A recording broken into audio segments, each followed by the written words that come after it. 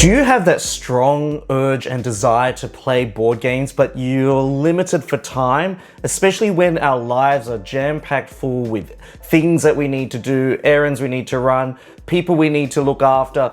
Well, this has kind of inspired me to create a new series of videos all about my favorite crafty card games that are in my collection that I want to share with you, because these are some of my favorite card games that I love, treasure and cherish. Hi, my name's Danny. I'm an avid modern board gamer from Australia who loves sharing my passion for this hobby with you, my friends and my family. Come and join me on this journey, and don't forget to subscribe for more wholesome board game content.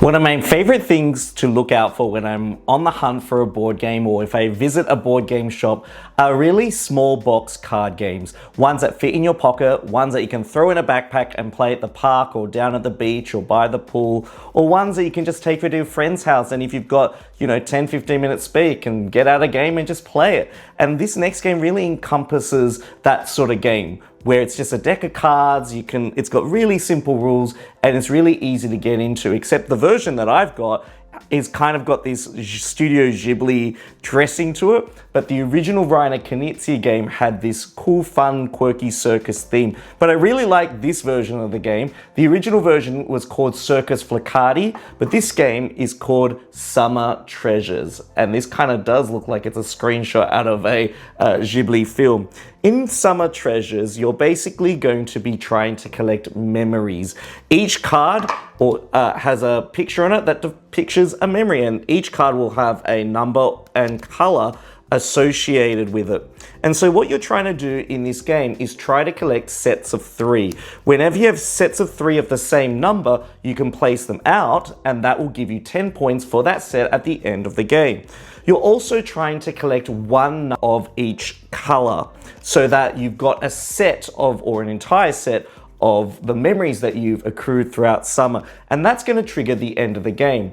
In order to acquire cards, basically all the cards are going to be placed in a pile, and on your turn you're going to slowly flip a card, place it face up, and you're going to keep flipping until you get to a spot where if 2 cards appear that have the same color, then you basically will discard the most recent card that you drew, and then you basically go bust. It's a push your luck mechanism for opening up the options of cards that you might want to draw throughout your turn. And so the idea here is you can either just take one of the cards that are already there after you've drawn, or you can keep pushing your luck and hope that the expansive diversity of memories will, I guess, give you that broadened choice so that you can make your set of 3. When you decide to stop pushing your luck, if you don't get a duplicate, you can then pick one of the cards that are available and put it into your hand. And so that's basically it. You flip cards over, you take cards into your hand, make sets of 3, and also try to make a set of like one of each memory. At the end of the game, however, whatever cards are left in your hand, you're going to be scoring the highest card of that value in that particular color. So for example, with these 3 light blues, 3 is the highest value, so I'll be getting 3 points for the blue set in my hand at the end of the game, and I won't be scoring the other 2 cards. And so you're trying to gain the highest value of each memory card, so that when you get to the end of the game, those cards are going to count. Now, throughout the game, as people are flipping over cards on the top of the deck, you'll also have action cards where you can randomly pick a memory card from an opposing player, or you can ask a player to give you a card, or you can basically keep pushing your luck until 2 colors of the same card appear, and then you can then pick from the cards that are actually in the display. There's a interesting element in this game where you're like, ooh, you can see what other people are collecting. If you happen to be collecting the same color, you're also thinking about the number that you're acquiring. You don't want a lower card value number, but if you do end up with a pool of lower cards, you can try and collect a set of 3 and get rid of them to make 10 points. It kind of equalizes and compensates you for the lower values whilst rewarding you when you have the high values in the game. And the little action cards really spice things up and adds that little extra level of tension. If you can see a player is winning, you might get them to give you a card from their hand or pick from their hand of cards to try and disrupt their gameplay. But it's just one of those games where it's just really super easy, yet it's got these cool little micro interactions that just gives you that really positive, cruisy, easy breezy feeling to it, whilst without feeling too heavy as well. The card game that I want to talk about now is one that I took away recently to an Airbnb and played it all weekend with my hubby. In fact, once I played it once, we were like, let's play again, and then again, and then again, and then again. And the reason why we liked it so much was not only was it a game that really drew on our thinking skills, but also it felt like you were tackling a puzzle that felt like very competitive at the same time. It's basically a trick-taking game called Farmhand by Aussie-Australian designer Craig Summerton. Farmhand is a game that used to be called Dino Tricks, but now has a farming theme, and it has some really cool layers to it. The first layer is that each round you're going to be drawing cards equal to the round number. So for example, round 1, everyone gets 1 card. Round 2, everyone gets 2 cards, except I think if you play at the 5-player count, the number of cards you get is slightly varied. The second thing is that before the round starts, you look at your hand and you think, how many tricks do you think you can potentially win with the hand that you've got? And then you've got to bid on your little card to showcase to everyone, hey, I think I can get 2 tricks in this round, or hey, I can win 1 trick in this round. And if you nail the number that you bid and win that many tricks at the end of the round, you get points equal to the round number. However, if you're off by 1 or 2 tricks, you actually incur negative penalty tokens equal to the difference from your bid versus what you actually won in reality in that round. And so that adds a huge amount of tension to every single round in the game, because it's like, oh, if I say that I'm going to win 3 tricks and then you're short by 1, you're really going to incur a -1 penalty. But if you manage to pull it off, the feeling of elation, you're like, yes, I did it, see, I was able to do it, you guys thought I couldn't achieve it, or it just really, really has that celebratory feeling of like, oh my gosh, I accomplished something. So each round feels like you're setting yourself a goal, a little mini challenge or a micro marker to get to. And when you get to it, you're like, see, I was able to manage my hands and predict kind of the outcome of how the round goes. And so when I played with my hubby, there's like a little dummy player that flips over cards that adds a few little eclectic cards into the mix.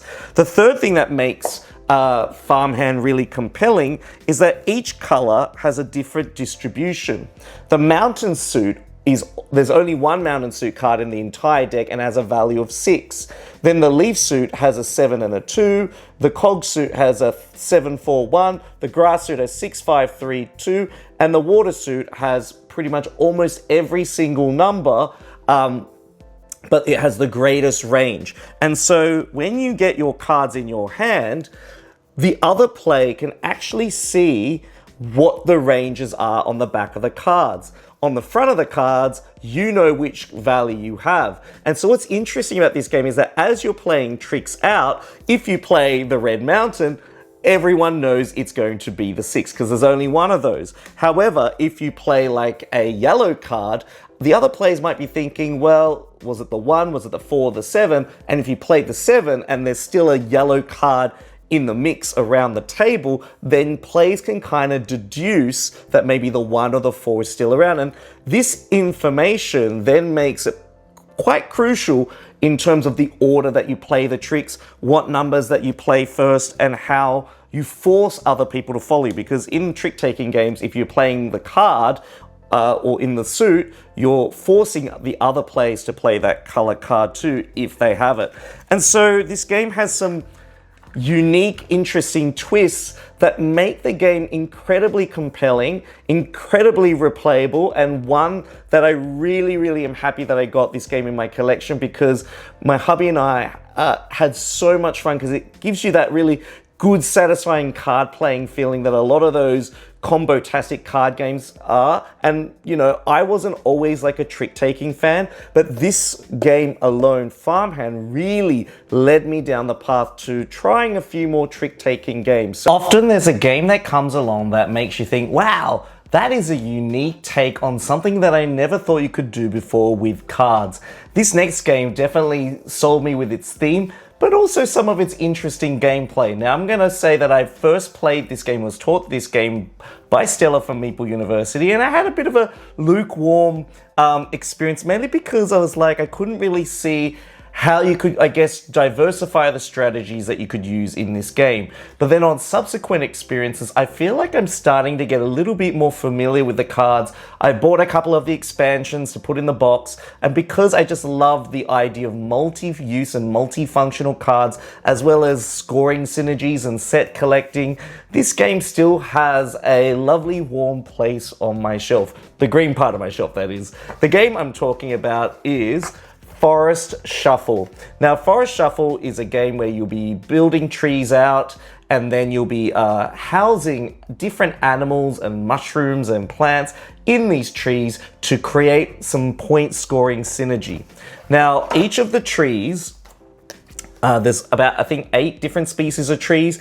If you collect a certain number of these species of trees, you get a certain amount of points, but the cost for playing a card is in the top left corner, as well as the type of card it is in the top right corner. And so as you acquire more cards, like this this bearded vulture, you can place it at the top of the tree like this. It almost simulates the fact that it's like living up there, and you get one of these scoring abilities or immediate triggering abilities. Or you can place it for the plant, which will go below the tree, and then you can get this converting ability so that when you pay for the cost of this card using a purple icon, it will allow you to draw a card from the top of the forest deck, and also gives you points at the end of the game in the form of chestnuts. And so there's a whole wide range and diverse ways that all these different animals synergize together and score and help you to accumulate your points and give you little bonus abilities and effects, and the ways that the icons can be used on the cards to pay for things, as well as the way that those icons will trigger different conversion effects. For example, this mushroom, whenever you play a card with a tree symbol on it, you get to draw one card from the top of the library. And all of the cards that you pay go into this forest clearing board in front of all the players. And it's almost like the leaf litter of the forest.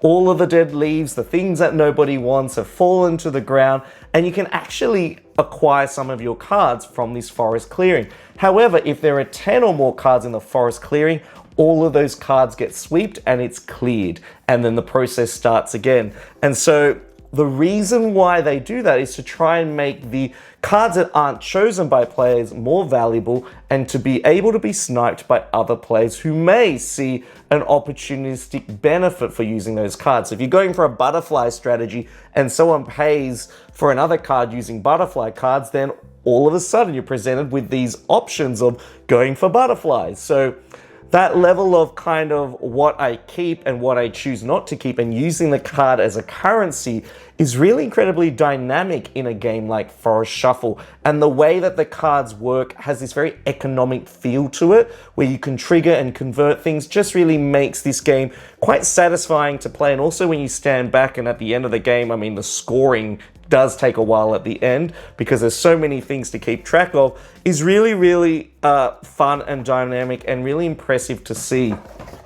Forest Shuffle is just one of those unique card games that has so much kind of modularity behind it, especially when you incorporate the expansions. And I think the expansions do broaden the deck a little bit and make certain strategies not as powerful as others. I think if you're sticking with the base game, there's a few different animal strategies that kind of are a little bit OP. I think it's the fox and maybe the wolf or the deer strategy. I can't remember. But basically, the expansions really broaden the different types of strategies you can explore and use. And you're not going to see every single card every game, but the fact that every card can be used in a different way makes every card situationally valuable in terms of when you use them, how you use them, and whether you use it as a currency or to trigger effects, or even acquire them into the forest itself. The next game has truly been an asset to my collection, mainly because of how much fun it has in terms of elevating the experience at the gaming table, especially for my non-board gamer friends.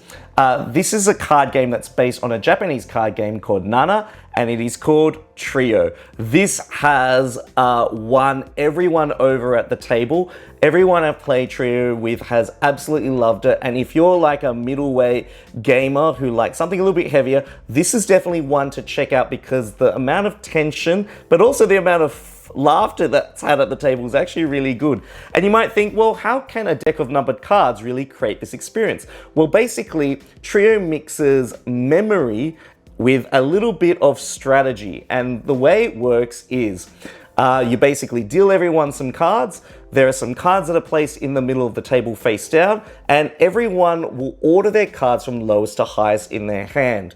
And then on your turn, you'll get the chance to ask anyone at the table, including yourself, to either show your lowest or highest number. So you might say, hey Bob, show me your lowest number, and Bob will reveal it's a 1. And then I'll say, hey Steve, show me your lowest number, and Steve might reveal a 1. And then I might be holding the third 1 because all of the numbers in Trio appear in groups of 3. And the idea of the game is to locate the trio of all the numbers. And once you've created 3 sets of trios, you've won the game. Unless you have the trio of 7s, which are the golden cards that automatically allow you to win the game regardless of how many sets of trios you've already accumulated. And so this game has a great amount of social interaction and tension.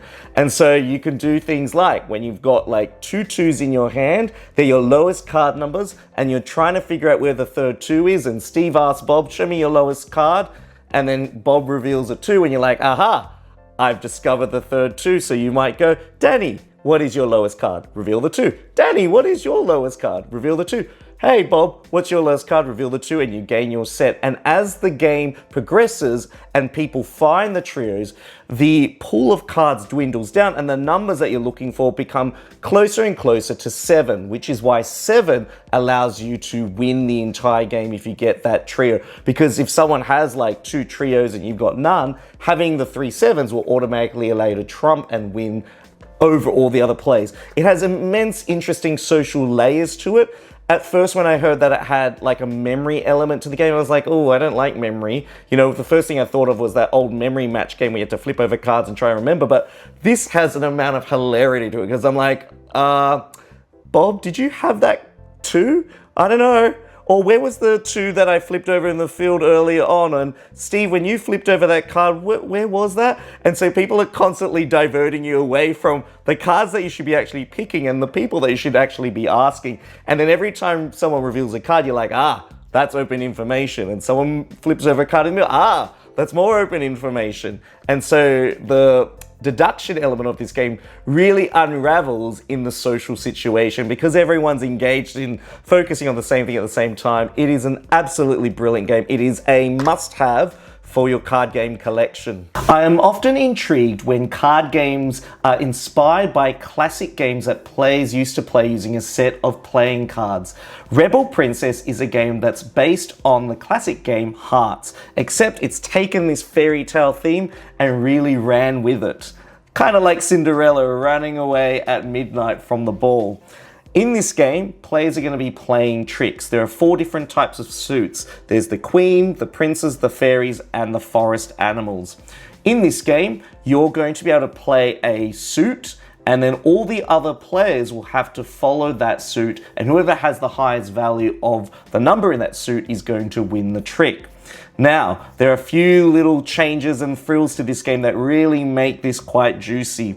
The prince suit, which is the blue cards, cannot be played unless you've run out of the suit or the lead suit that another player's played. So let's say the lead player plays a fairy card and you don't have any fairy cards in your hand, but you now have prince cards in your hand, you can now play it. and therefore it's almost simulating thematically like the princes are sneaking in to the realms of where these princesses are living and kind of trying to make their proposal and put themselves forward in order to marry them, I guess. Each player is also going to be taking on the role of one of the rebel princesses, and they each have a different power that can be used once per round. For example, the Little Mermaid has Hypnotic Song, which gives that player the power to decide which suit the player who leads the next trick has to play. So if you've got the Little Mermaid tile, you might say, okay, lead player, you now need to play a queen.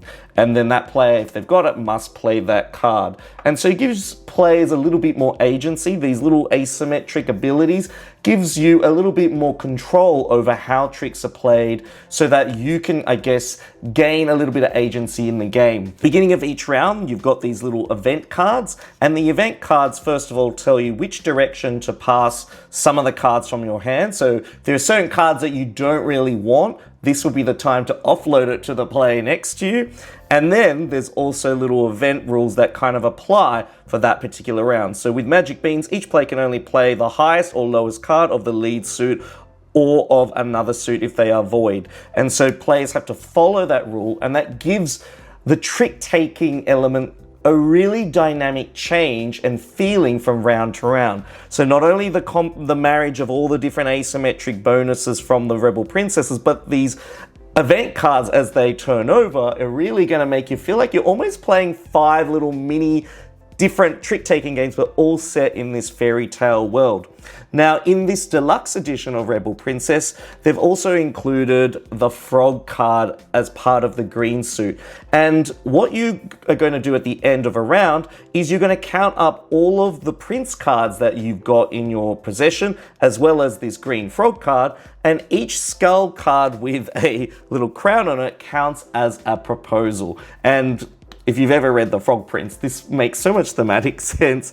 And so the idea of the game is to have as little proposals as possible by the end of the game, because you're a rebel princess. You don't want to get married. You want to live a life of your own. You want to be independent, kind of like Destiny's Child, basically. And you want to just try and avoid getting those proposals as best as you can through using abilities and tricks. And so it's got a very tactical nature. It's got a really cool, satisfying social element to the game, which I really love. And the mixture of these different combos of princess abilities really adds for extra dynamics. So the Ice Princess, she uses freezing. Before a trick, choose 1 or 2 random cards of a player's to play, or it might be something like Rapunzel. Royal Hair Climb. The player who has the lead must lead a prince, even if the princes have not yet snuck into the party. So those little small micro changes to the rules makes the game feel so fresh every time you play. The only downside of this game is that you do need a minimum of 3 players to play it.